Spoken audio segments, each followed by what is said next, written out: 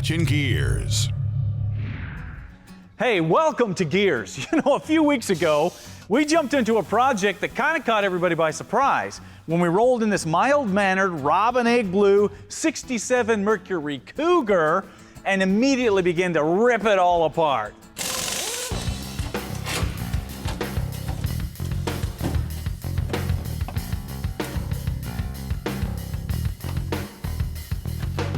This is where all the good stuff is, under the back seat. There we go. Oh yeah, you got a comb and you got a coupon for a trial-sized bag of colossal nuts. There you go. From there, the car went seriously under the knife as we began to transform it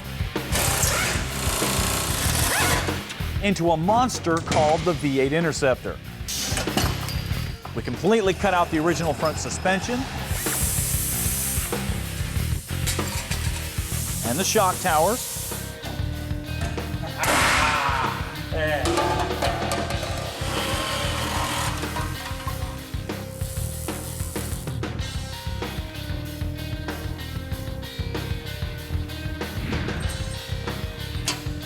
And installed a state-of-the-art front suspension from TCI and massive Wilwood brakes.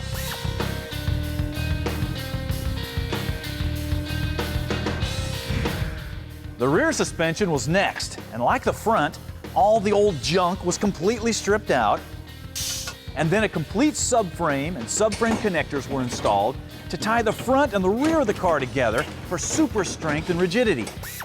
A massive Curry 9-inch rear end went in next, and a custom torque arm suspension holds it all in place. The new stance for the old cat was finished off with a custom set of shot wheels and Goodyear tires.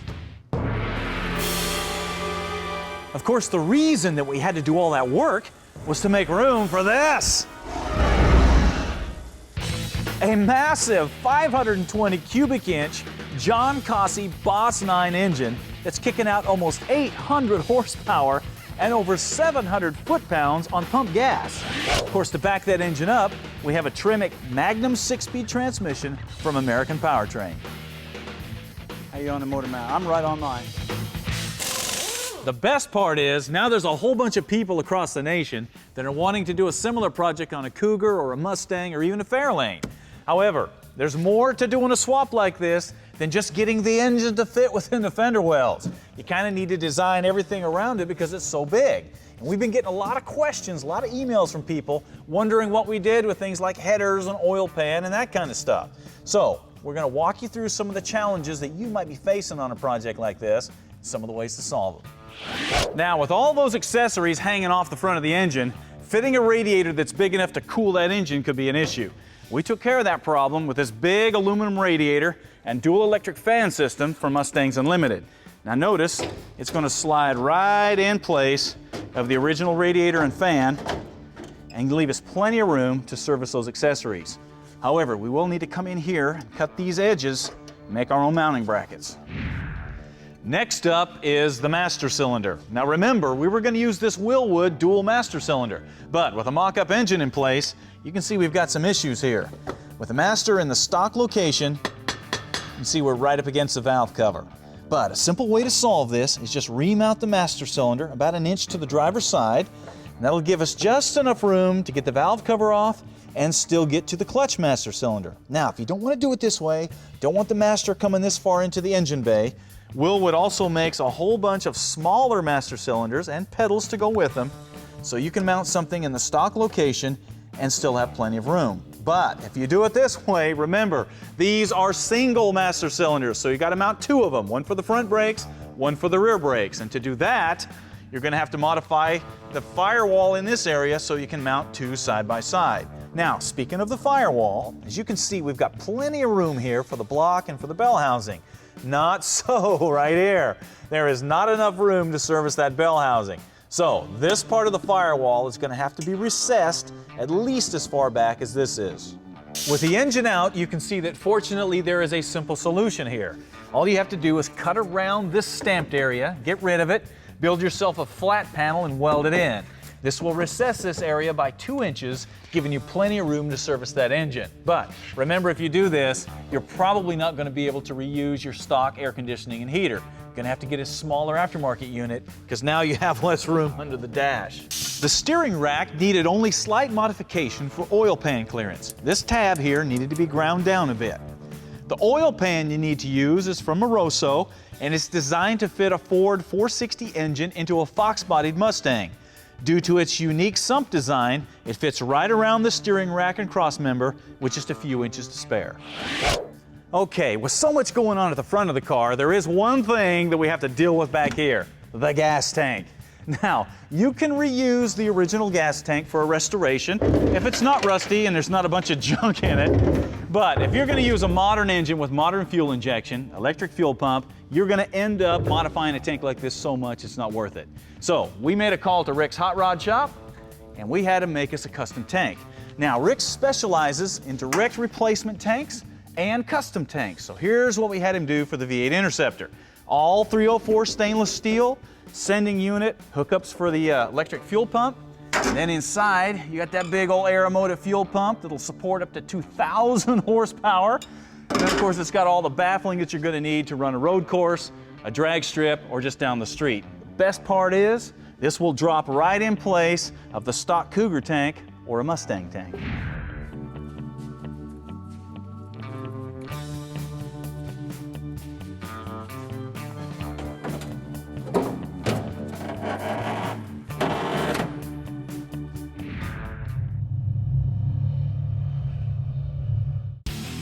If you're itching to get out and do something with your car or truck, fire it up and bring your family to one of the Gearz Autoramas.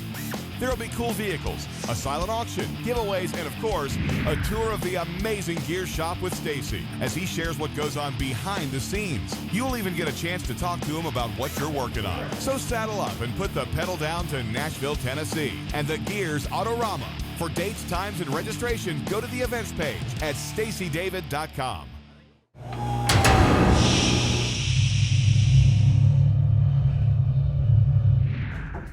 Hey, welcome back to Gearz and more of the V8 Interceptor project. Now, like we said before, anytime you stuff that much engine into a small engine compartment, you're going to have some clearance issues. And we've been able to address most of those on the show. But one thing we haven't talked about is hood clearance. Now, as you can see, even with just a carburetor on it, we're already above the hood line. So you're going to have to cut a hole in the hood and at least put a scoop on there. But we're not going to run a carburetor, and we're not going to put on a scoop. Not on something this wild. Check it out. Now, everybody knows that one of the coolest things to have sticking up out of your hood is a blower. When do we go for a ride? But even that would pale in comparison to the visual punch of an 8-stack injection sticking up through the hood. But that'd be impossible, right? I mean, for that engine, that kind of intake system doesn't exist. But man, what if it did? This is the incredible 8-stack electronic fuel injection that John Cossey has developed for the Boss 9 engine. And one thing is for sure, you better be ready for some attention if you're going to put one of these on your engine. There was nothing to fit this engine, so we had to get a hold of some people and have us make a pattern. And you know, we did a prototype manifold, and then we had the pattern built for this manifold, and then we had the manifolds cast, and then we had to figure out how to machine them and stuff. Of course, the system is based off of a vintage-style Hilborne 8-stack fuel injection to give it a nostalgic visual punch. But if you look a little deeper, you're going to find this is a state-of-the-art electronic fuel injection. The fuel rails, the injectors, and the wiring harness are all tucked up nice and neat into the middle of the unit to keep a super clean appearance. The whole bottom, however, is a plenum that connects all the ports to give you a common, reliable vacuum so you can run power brakes and sensors and all the other stuff necessary on a modern street car. You know, with the electronics, you get all the idle perfect. Your fuel is perfect everywhere. Mm-hmm. You know, if you got some cylinders, even though they're all individual, you know, some cylinders run a little leaner than others or something, you can tailor all that. Yeah. Of course, everything is controlled by a computer by Fast Electronics to give you the looks of a race car and the reliability of a street machine. But What about power? I was scared to death when we first ran it because you'd spent a lot of money getting to this point. Yeah. You know, and I said, well, what, you know, these engines normally make about 750 or 80 horse or whatever with a hydraulic cam. You think, well, what if we put the thing on there? It's 500 horse.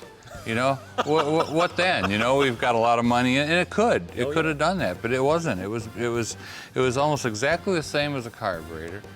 High RPM, you know, like 760 or 80 horse. But, you know, the cool thing is it's 20 or 30 foot-pounds more torque. The best part is, this isn't just some one-off unit that we've got and you can't have. No, if you want one of these induction systems to top off your Boss 9, all you gotta do is give Kasi a call. And if you need something that's a little more understated, you can get stacks in different sizes all the way down to these little stubbies, so you can try to fit something like this under the hood. Obviously, we're not gonna try to do that. Now, another thing that an engine like this needs is headers. You gotta have them, but they've gotta fit the tight confines of that engine compartment. So where do you go? Over here.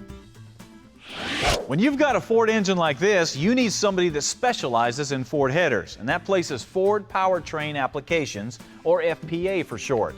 Now, when they heard that Kasi was coming out with the Boss 9 engine, they knew they had to make a special header for it. Check it out. They came out with this long tube, tri-Y style design to give the power and performance of a long tube header, but being a tri-Y, it's not going to take up quite as much room. Now, as you can see, they've got big, thick flanges, so they're not going to warp on you. And you've got the ball style collector, so you don't have to use a gasket, it's not going to leak on you. That cool gray color comes from Performance Coatings, and it's called Restoration Gray Ice, and not only does it look cool, but it's also an extreme high temperature coating, so that is not going to be burning off anytime soon. Now, I know some of you guys are looking at this going, there is no way that long tube header is going on that engine in that engine compartment around that big transmission. Want to bet?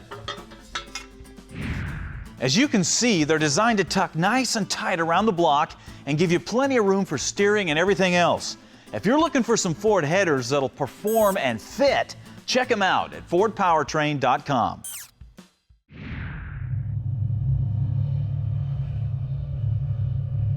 If you've got a cool project and would like to show millions of other gearheads what you're working on, you need to join Gearz Nation. This is a free, interactive online community of auto enthusiasts that will allow you to learn from, share with, and encourage others, and at the same time, show off your project. There are also premium memberships available for access to special merchandise and the entire Gearz catalog. If you're into mechanical things, you're welcome on Gearz Nation. And who knows, you might even see your project on TV.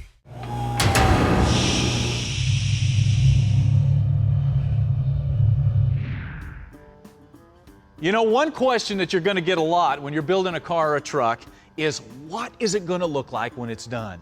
And sometimes it's fun to keep people guessing.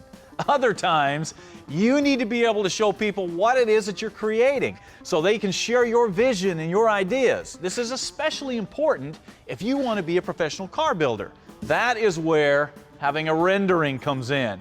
Now, since drawing a vehicle in all the proper proportions with all your modifications and all your changes is not something that most people can do, that's where guys like Keith Coucher comes in, because Keith Coucher is one of the best illustrators in the business. Check it out. When he was growing up, Keith was a typical kid in that when he got bored in school, he drew cool mechanical stuff to pass the time. When my parents moved out of the house that I really grew up in, they found my old grammar book, for writing first grade, I think, first or second grade. And there was about 3 pages of writing, this entire book of about 30 pages, and the rest was all little car drawings I had done.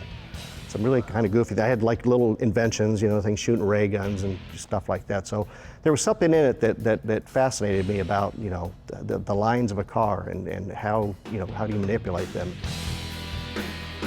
However, it soon became evident that Keith's level of talent was beyond what the average kid was doing. I had a surplus of model parts, so I kind of knew that I could take this bumper, and put it on this car and it would look better, and I could see it in my head how it would look, and I would do that. And my models end up looking a lot better than most of the other kids. There was about 5 kids in my block that we were kind of all modelers. We got together and modeled at different people's houses. But just having artistic talent is not enough in the world of automotive design. You really need to be a gearhead too, and Keith was. And he continued to hone his skills both in the classroom and in the real world on his own projects. Of course, eventually, all of that hard work and perseverance finally paid off. And if you've ever picked up an automotive magazine, you've probably seen a design from Cougar Customs. This is the new one. Are we showing this or no? What's that? He's filming. Do we show this or a little Yeah, nervous, but- yeah, we'll just. Okay. We don't want to see this? Well, This is a secret? Yeah, I kind of think we should keep this one under wraps. I'm just, Okay, I'm just not far enough along with it to let. We won't let anybody see Yeah, this. well, yeah, okay. The website is cougarcustoms.com. That's with a K. And if you call me, my phone number off the website, I can give you my direct email. And that's generally how I work. I have you send me photographs of the car. You know, I don't do artwork. What I'm selling you is a blueprint. I'm selling you an insurance policy. Yeah. This policy right here, basically, you just happen to be able to look at it. You don't have to read any verbiage. It's right here. And all we're trying to do is make the builder understand what you want, and I am the translator. You know, you're speaking Spanish. He speaks English. I'm translating. Now, as you can see, the V8 Interceptor is well on its way to looking more and more like the picture and more like a real V8 Interceptor. I mean, look at that. That is awesome. You stand too close to this when you hit the throttle, it's just gonna suck you down inside there. That's so cool. Now, there are a few things that I'm gonna do to this car that I didn't tell Keith about, so they're not on the rendering, because we don't wanna spoil all the surprises.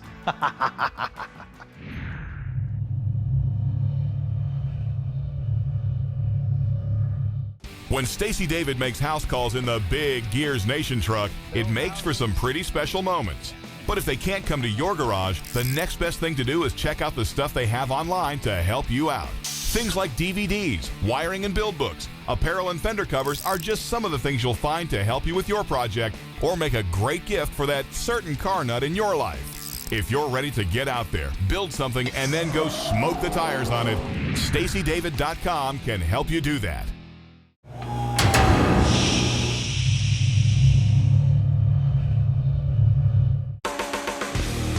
Exhaust Tips, brought to you by Heartthrob Exhaust, where technology and craftsmanship come together.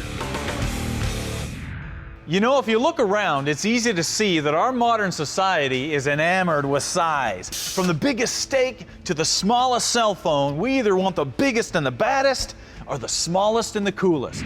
But too much of either one of those can be a bad thing when you're trying to decide what size of tubing to use on your exhaust system. So we're going to try to clear the air a little bit and lay out some parameters that will help you decide what size tubing is best to get the most out of your engine. Okay, most people know that if you go too small with your tubing, you choke the engine down. If you go too large, you lose low-end torque. The secret is to hit it somewhere in the middle. Here's some guidelines. If your engine is around 150 horsepower, you'll be fine with 2-inch diameter tubing in either a single or a dual exhaust system. If your motor's kicking out 250 to 350, a 2.5-inch pipe in either a single or a dual system is going to work well for you. If you have over 450 horsepower, a 3-inch pipe is a must for single exhaust, and 2.5-inch pipe is still okay if you're running duals. If you're beyond 550 horsepower, you're going to need a 4-inch pipe for a single system and a 3-inch pipe if you're going to be running duals. Now obviously there's some leeway here because sometimes you don't have enough room to run the size tubing you need. Other times you want the more big, wide open sound that a larger piece of pipe will give you. But at least these sizes will get you in the ballpark of what's going to work best on your engine. Now, quick tip. Brought to you by E3 Spark Plugs, born to burn.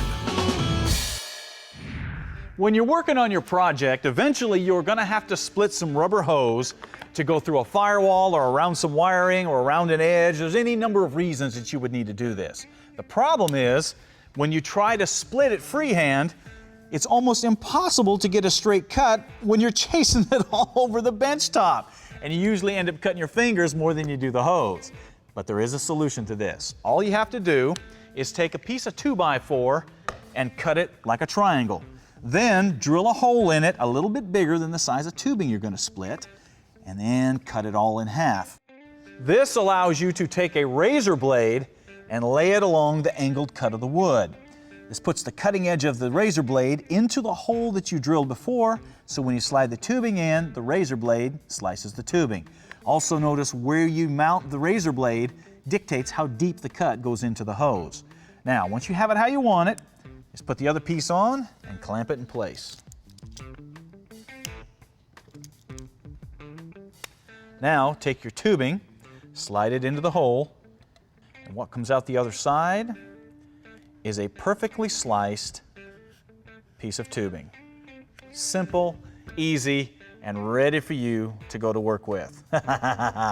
Now, if you'd like to learn more tips that make your life easier in the shop, check out the tips page on the website.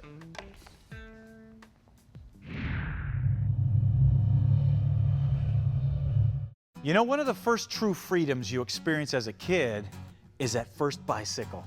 Man, it becomes your transportation to the world, or at least the local neighborhood. And in my neighborhood, man, we all had bikes. And we'd stick playing cards in the spokes, and we'd suck on black licorice, make it look like we were big biker dudes, and it was magic.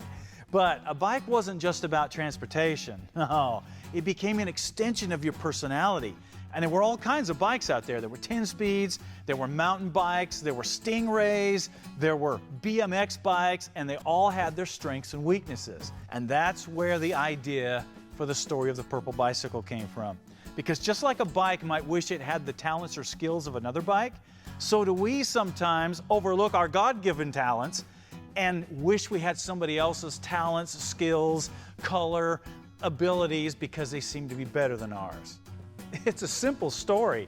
It's a simple lesson, but something we all need to be reminded of from time to time.